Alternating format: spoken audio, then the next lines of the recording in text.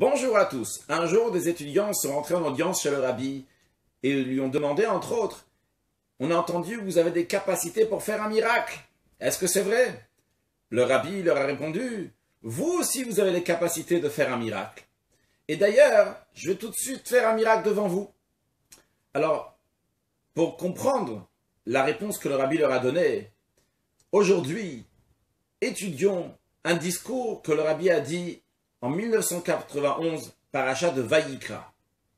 Comme vous le savez, chaque Shabbat, à la synagogue, on ouvre l'arche, on sort un rouleau de Torah dans lequel on lit la paracha, la section donc de la semaine.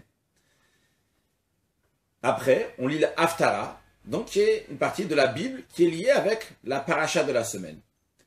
Des fois, on sort deux rouleaux. Par exemple, lors de la fête, dans le premier rouleau, on va lire quelque chose qui est lié avec la fête. Et dans le deuxième rouleau, les sacrifices qu'on offrait lorsqu'il y avait le temple, lors de la fête. Mais, une fois par an, quoi qu'il arrive, on sort 3 livres de Torah. C'est quand? C'est à Simchat Torah.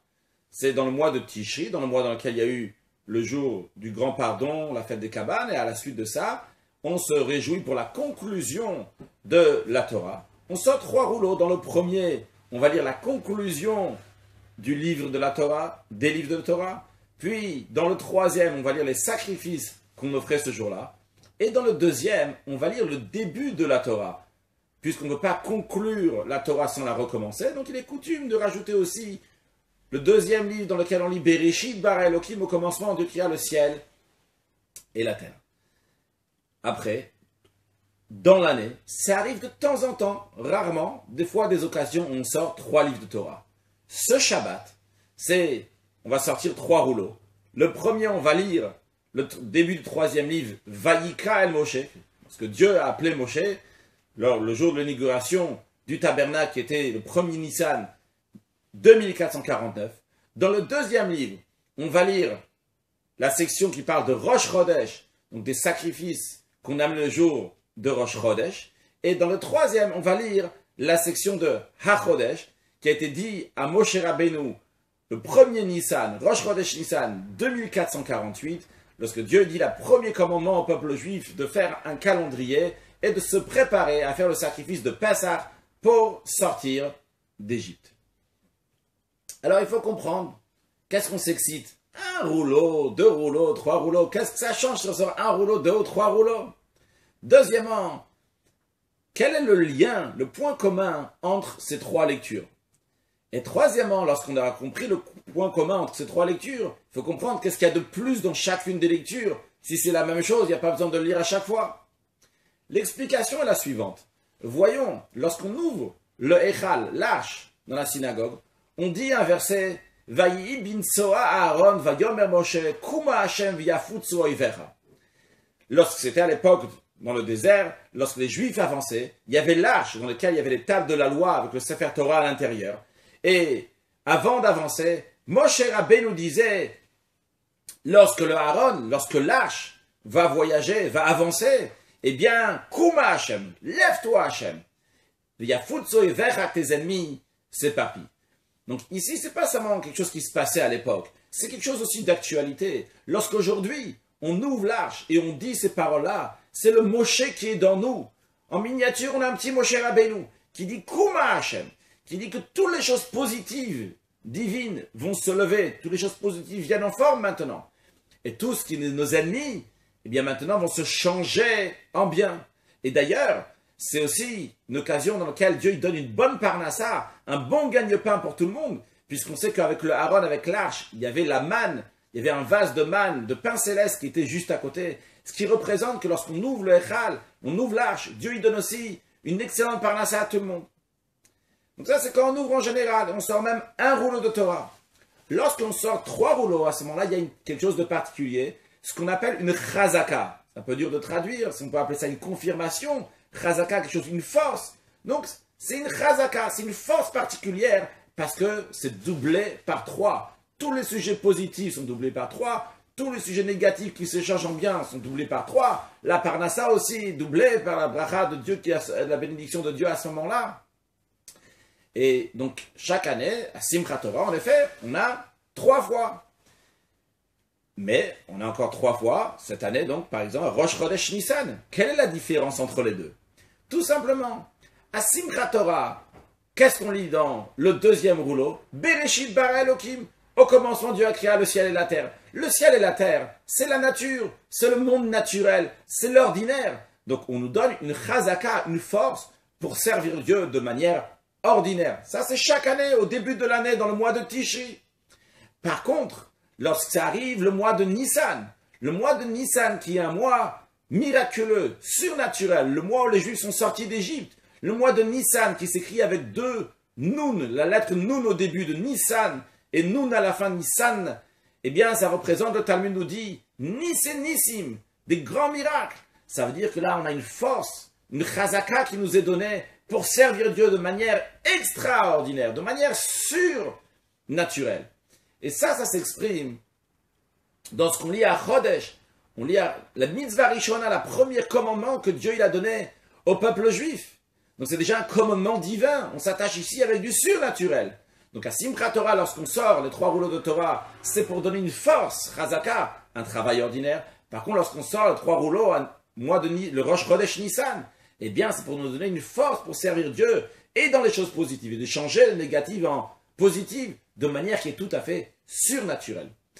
Voyons ce point-là et le point positif et comment le négatif se change en bien dans les 3 lectures et dans la Haftara. Commençons par le 3e Sefer Torah. Donc on lit HaChodesh Hazeh Lachem Rosh Chodashim, que ce mois-là va être le début des mois. Un instant, pourquoi ce mois-là, le mois de Nissan, c'est le début de mois? Le début des mois, a priori, c'est à Rosh Hashanah, lorsque le monde a été créé, le jour de l'an. Eh bien non, le Midrash nous dit, à Rosh Hashanah, lorsque Dieu a créé le monde, en effet, il a fait de début de mois, de début d'année, des années, mais c'est lié avec la nature. Mais lorsque Dieu a choisi le peuple juif, il a dit, je vais faire un mois de délivrance. Et le mois de délivrance, c'est le mois de Nissan. La délivrance, ça représente le surnaturel. De même, dans la suite de cette lecture, on dit de préparer le sacrifice de Pessah. Pessah, c'est quoi? C'est passer au-dessus. Donc, c'est se dépasser, un saut. Dieu, il a sauté sur la maison dans laquelle il y avait les premiers-nés juifs. Il ne les a pas tués, contrairement aux premiers-nés égyptiens, qui les a tués. Donc, ça montre sur un saut, sur aller au-delà de soi, sur se dépasser comme un miracle. Rosh Chodesh, le 2e livre que nous lisons, il y a écrit là-bas, la notion de Rosh Chodesh, c'est lié avec la lune. La lune, il y a toujours de la nouveauté, ça change toujours, c'est jamais la même ce soir, demain soir, hier soir. Contrairement au soleil, que le soleil, c'est toujours le même. Le soleil, c'est pour les jours de la semaine. La lune, c'est pour le jour du mois. Alors lorsque ça arrive, Rosh Chodesh, la notion de Rosh Chodesh, c'est quoi? C'est un chidouche. Il y a une nouveauté, il n'y a plus d'ordinaire ici. C'est au-delà de l'ordinaire, c'est un changement, nouveauté, miracle. Et quand Rosh Chodesh tombe Shabbat, à ce moment-là, il y a un lien que l'extraordinaire rentre dans l'ordinaire. L'extraordinaire, donc le Rosh Chodesh, le changement, rentre dans l'ordinaire, les jours de la semaine, donc de Shabbat.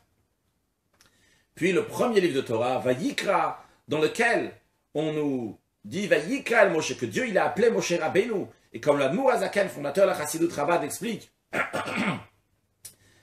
que la raison pourquoi il a appelé, c'est pour l'élever à un niveau plus haut, pour qu'il puisse rentrer dans le Ohel Moed, dans la tente d'assignation, dans le tabernacle, pour écouter la parole de Dieu. Et dans la vie de chacun, ça existe aussi que Dieu nous fait sortir de nous-mêmes pour arriver à un niveau plus haut dans lequel on va voir la divinité, une ressemblance de ce qu'il y aura dans les temps futurs.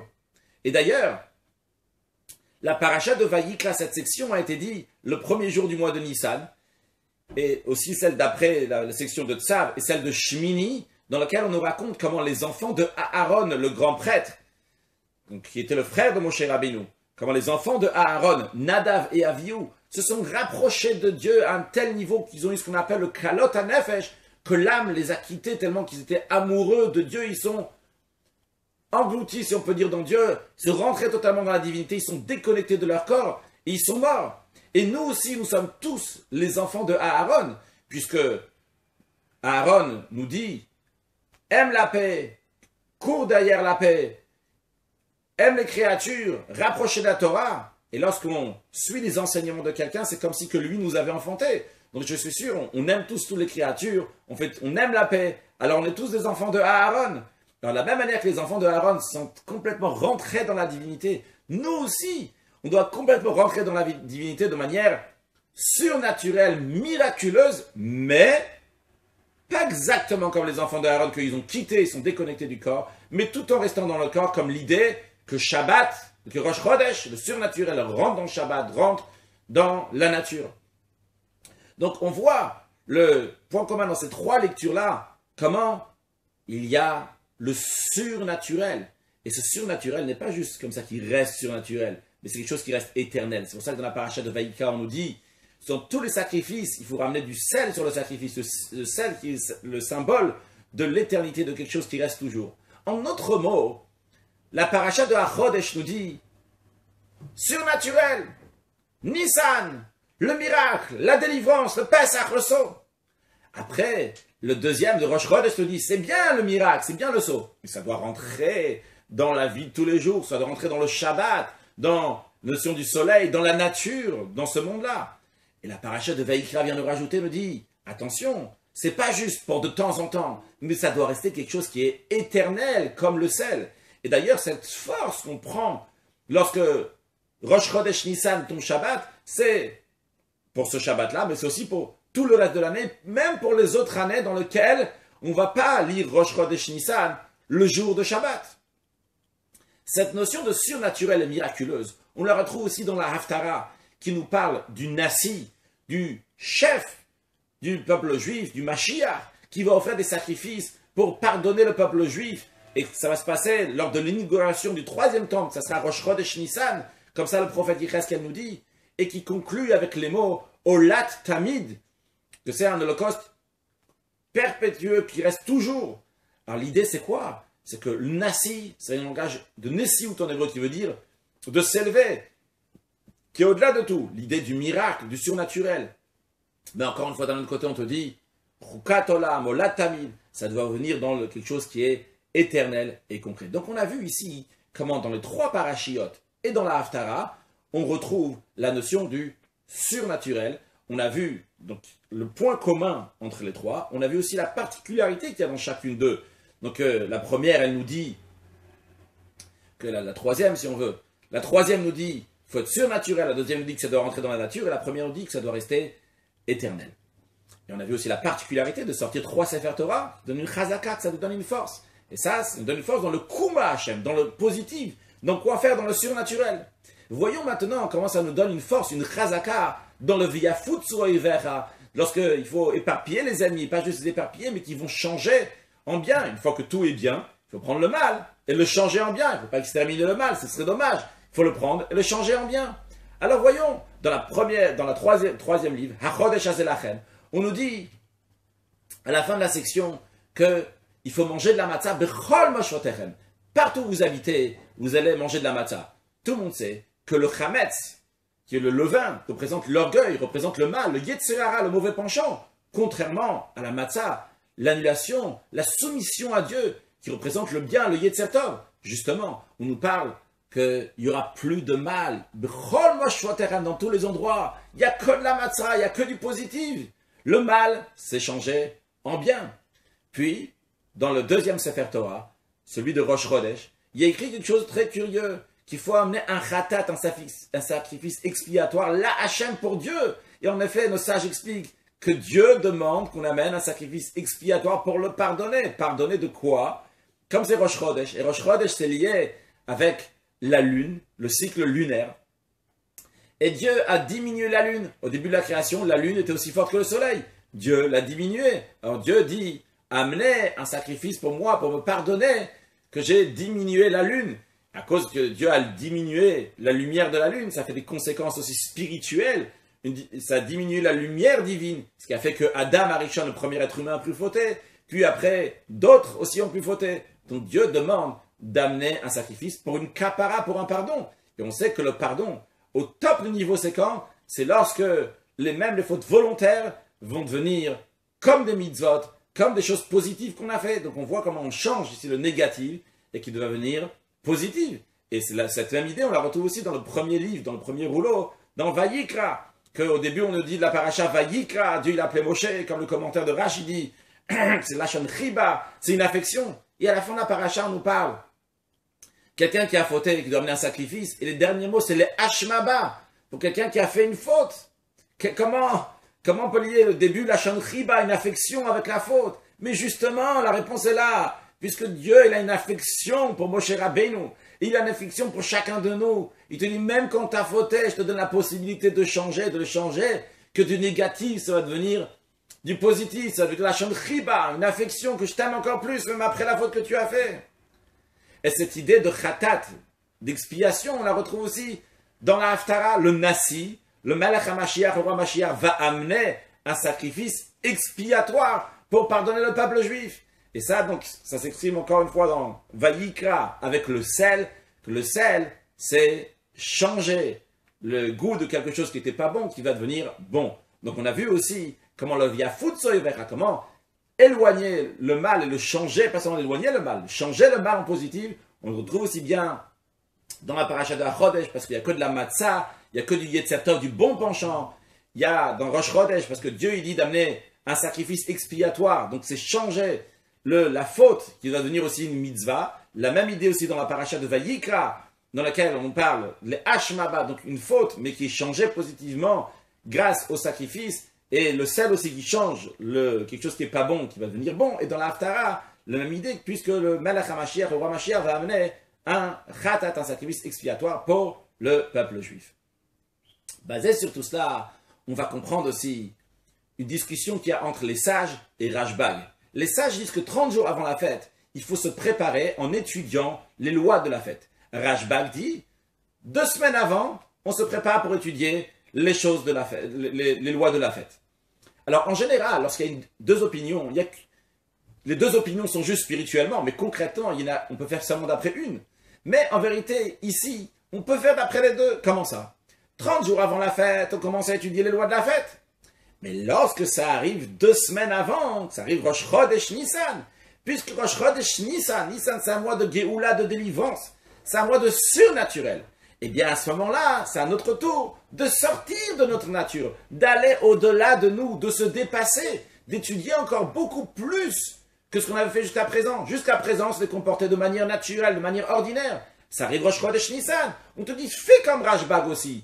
Commence à étudier maintenant. C'est vrai que tu as commencé déjà 30 jours avant, mais 2 semaines avant, ça va être différent. 30 jours avant, tu as commencé à étudier de manière ordinaire, mais 2 semaines avant, tu as commencé à étudier de manière extraordinaire. Et de la même manière, c'est pour étudier les lois de Pessah. De la même manière aussi, en ce qui concerne donner aux nécessiteux ce qu'ils ont besoin pour la fête de Pessah. On commence déjà 30 jours avant pour donner, et commencer à donner avec largesse. Mais lorsque ça arrive 2 semaines avant, eh bien, à ce moment-là, on donne de manière extraordinaire. C'est-à-dire, une fois qu'on a donné, on réfléchit à ce qu'on a donné comme nous, on devait donner. Parce que chacun, en fonction de ses capacités de donner, combien il a donné. L'autre, il a pu donner beaucoup, mais peut-être pour toi, c'est rien du tout. Ou peut-être le contraire, l'autre, il a donné beaucoup, mais pour ton niveau à toi, c'est énorme, c'est au-delà de toi, c'est pas dans tes capacités. Est-ce que toi, t'as donné par rapport à ce que toi, tu pouvais donner? Et après que quelqu'un il regarde, est-ce qu'il a donné comme il devait donner 10% ou 20% de ce qu'il a gagné, qu'il donne pour les nécessiteux, eh bien, il réfléchit que puisqu'il a déjà donné 10% ou 20%, eh bien, il y a la bénédiction de Dieu qui est arrivée dans les jours qui sont juste après. Alors, dans ces cas-là, il vous doit déjà rajouter encore. Encore plus que ça. Puisqu'il sait, il y a écrit « Aser, bishvil shetit asher » donne tes 10% pour que tu vas t'enrichir. Alors, je sais déjà à l'avance, avant même que Dieu me donne de retour, moi je donne à l'avance déjà. Je donne déjà un 10% pour que Dieu va compléter les 90% pour que la bracha de Dieu va arriver. Au-delà, puisque moi je sors totalement de moi-même, Dieu il bénit la personne qui donne de telle manière. Le rabbi souligne dans ce discours, Bashirut Muflaga, avec une richesse exceptionnelle, extraordinaire. Donc ça, c'est un calcul à faire déjà avant même qu'on arrive au mois de Nissan. Mais lorsque ça arrive le mois de Nissan, eh bien à ce moment-là, toutes les barrières doivent tomber. Même les barrières religieuses de 10%, de 20%. Cela aussi, ces barrières, ils tombent, parce qu'on va au-delà de ça. À tel point que même la main gauche, qui est une main qui représente la restriction, les limites, elle devient aussi une main droite, elle devient aussi une main qui va donner de manière infinie. Donc on comprend qu'on commence 30 jours avant, et que lorsque ça arrive 15 jours avant, eh bien à ce moment-là, on rajoute encore plus. Et cette idée, elle est liée aussi avec le sacrifice qui a été offert le 1er Nissan 2449. C'était environ un an après la sortie d'Égypte, lorsque les Juifs ont fait l'inauguration du tabernacle. Et pendant les 12 jours du 1er Nissan jusqu'au 12 Nissan, les 12 chefs des 12 tribus ont offert des sacrifices chaque jour. Et le premier jour du mois de Nissan, celui qui a offert le sacrifice, c'était le chef de la tribu de Yehuda. Et il s'appelle Narshon ben Aminadav. Narshon, fils de Aminadav. Pourquoi il était appelé Narshon? Nos sages disent parce qu'il est rentré dans le Narshol Shebayam. Il y avait un tourbillon, il y avait des vagues dans la mer. Et c'est lui qui a sauté dans la mer, ce qui a fait que la mer s'est ouverte, et à la suite de ça, il y a eu l'ouverture de la mer Rouge. Il a eu le courage, il a eu le Messirut Nefesh, le don de soi, il s'est dépassé totalement. C'est lié avec le mois de Nissan. Et lui, ce Narshona, il a su se dépasser, sortir de ses barrières. Ce qu'on appelle le Bechol Meodecha, c'est-à-dire, on lit dans le schéma tous les jours, le matin et le soir, il faut servir, tu vas aimer Dieu de tout cœur, de toute âme, et avec Bechol Meodecha, qui veut dire de tout ton pouvoir. Et tout ton pouvoir, c'est quoi? C'est Messirut Nefesh, c'est le don de soi. Mais nos sages expliquent c'est quoi Bechol Meodecha, c'est quoi le don de soi, de tout ton pouvoir? C'est avec tout ton argent. Donc c'est l'idée de donner la tzedaka à partir de Rosh Chodesh Nissan, de manière qui est tout à fait au-delà de ce qu'on a fait jusqu'à présent. Et en plus, comme il s'appelle aussi Narshon, parce qu'il a sauté dans le Narshon Shebayam, il a sauté dans le tourbillon de la mer. Qu'est-ce qu'il a fait? Il a changé, il a fait que la mer, qui représente quelque chose qui couvre, sur le plan spirituel, quelque chose qui couvre la divinité. On ne voit pas de divinité. Qu'est-ce qu'il a fait? Ça s'est dévoilé. Et même l'endroit de la mer, on a vu la divinité qui est en général cachée. Ils l'ont vu lors de l'ouverture de la mer. C'est-à-dire qu'il a changé quelque chose qui était donc négatif. Il a changé en positif. Donc on a dans le Narshon et le côté positif et le côté aussi négatif qui se change en bien. Et de même, dans le nom de son père, il s'appelle Narshon, fils de Aminadav. Nadav, c'est le langage de Nedava en hébreu qui veut dire un don. Donc il représente l'idée de donner, et un don qui est avec bon cœur. Donc c'est le côté positif de donner. Et le côté négatif qui se change en bien, c'est que le Narshon, lorsqu'il est rentré dans la mer, et c'est une mer qui représente la galoute, qui représente l'exil, qui représente le côté négatif, et qui se change en bien. Comment? Grâce à la tzedaka, grâce à la charité. Parce que la particularité de la charité, nos sages disent, c'est que ça amène la Géoula, ça amène la délivrance. Et puisqu'aujourd'hui on se trouve dans une mer d'exil, il y a tellement d'exil et de mauvaises choses, eh bien ça se change en quelque chose de positif. Grâce à quoi? Grâce à la tzedaka, grâce à la charité. Donc on comprend maintenant, basé sur tout ça, c'est quoi faire un miracle? Le rabbi a répondu à ces jeunes-là. Il leur a dit, chacun de nous a une neshama, a une âme divine, qui est une étincelle de Dieu. Et cette étincelle de Dieu est au-delà de la nature. Et puisqu'il y a cette étincelle de Dieu qui est au-delà de la nature, eh bien c'est pour cela qu'on fait un miracle. Et le rabbi leur a dit, je vais faire un miracle lorsque je vous demandais à vous, chacun de vous, lorsque vous allez rentrer chez vous, que vous allez réfléchir sur quelque chose que dans votre tête c'est impossible de faire. Et quand même vous allez le faire, vous allez décider maintenant, vous allez le faire.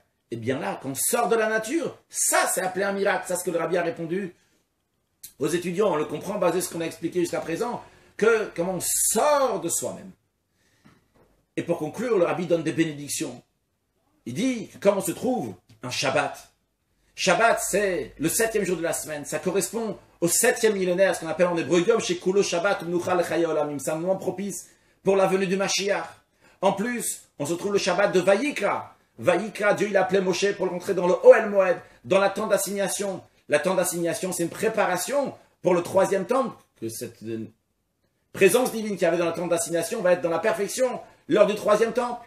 Et en plus, c'est Rosh Chodesh. Rosh Chodesh, ça reprend le Chidouche, la nouveauté qui est liée à la lune. On lit Shematidim Lekradesh Kemota, que le peuple juif va se renouveler comme la lune. Des fois, on ne voit pas la lune, mais le peuple juif aussi, on ne voit pas sa puissance, on ne voit pas sa particularité. Lorsque Mashiach va venir, on voit son Chidouche, sa nouveauté. Et en plus, ce n'est pas juste un Rosh Chodesh, mais c'est Nissan, le mois de la délivrance. Donc, il y a un mois de délivrance aussi pour amener Mashiach. Et l'année que le rabbi a dit ça, c'était l'année en hébreu Tafshin Nun Aleph. Hey Tafshin Nun Aleph. C'est 5771. Pas 5751, pardon. Et en hébreu, ça se lit Tinase. Tinase veut dire ça s'élever, du langage de Tinase Malchuto, que le règne du Mashiach va s'élever. Et les initiales de Hey Tafshin Nun Aleph, c'est Hayot Te'eshnat Niflot Arenu, que Dieu va montrer des merveilles.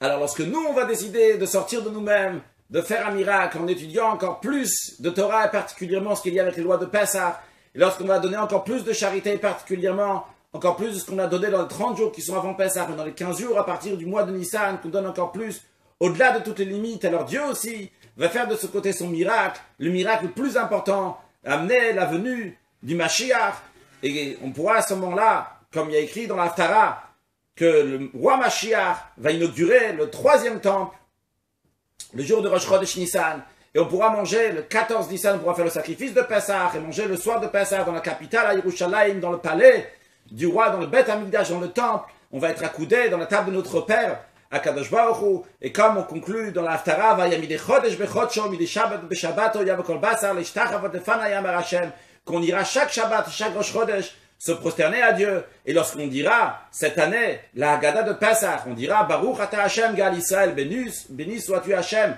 qui a délivré le peuple juif. Ça sera pas seulement sur la délivrance qui a eu 3000 ans, mais ça sera sur la délivrance qu'on vient d'avoir avec la venue de Mashiach Now. Excellente journée.